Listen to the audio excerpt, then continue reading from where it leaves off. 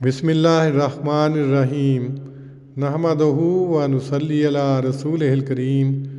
صحیح البخاری کتاب الصلاۃ باب 17 الصلاۃ فی الثوب الاحمر، یعنی سرخ کپڑے میں نماز۔ حدیث نمبر 376۔ عون بن ابی حذیفہ نے اپنے باپ سے روایت کی، انہوں نے کہا کہ میں نے رسول اللہ صلی اللہ علیہ وسلم کو چمڑے کے ایک سرخ خیمے میں دیکھا، اور حضرت بلال کو دیکھا کہ انہوں نے وہ پانی لیا جس سے رسول اللہ صلی اللہ علیہ وسلم نے وضو کیا تھا، اور میں نے لوگوں کو دیکھا کہ وہ اس وضو کے پانی کے لیے لپک رہے ہیں۔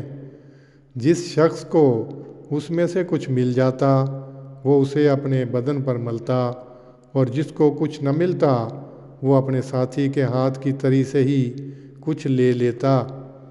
پھر میں نے حضرت بلال کو دیکھا کہ انہوں نے ایک برچھی لی اور اسے زمین میں گاڑ دیا، اور نبی صلی اللہ علیہ وسلم ایک سرخ جوڑے میں آستین چڑھائے ہوئے نکلے، اور اس برچھی کی طرف منہ کر کے لوگوں کو 2 رکعت نماز پڑھائی، اور میں نے لوگوں اور 4 پاؤں کو دیکھا کہ وہ اس برچھی کے سامنے سے گزرتے تھے۔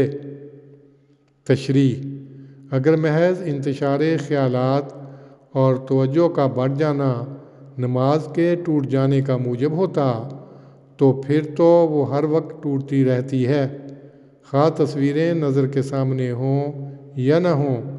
نبی صلی اللہ علیہ وسلم نے مسجد کو نقش و نگار کرنے اور تصویروں والے کپڑے پہننے سے صرف اس لیے منع فرمایا ہے تا وہ انتشار خیالات کا مزید باعث نہ بنے، مگر ریشمی کپڑا اس لیے ناپسند نہیں فرمایا کہ وہ نماز میں مخل تھا، بلکہ کسی اور وجہ سے، ورنہ عورتوں کے لیے بھی منع ہوتا۔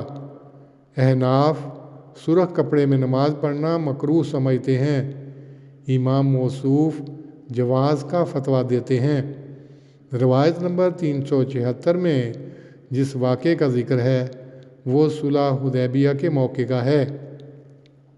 اللہم صلی علی محمد وعلی آل محمد کما صلیت علی ابراہیم وعلی آل ابراہیم انک حمید مجید۔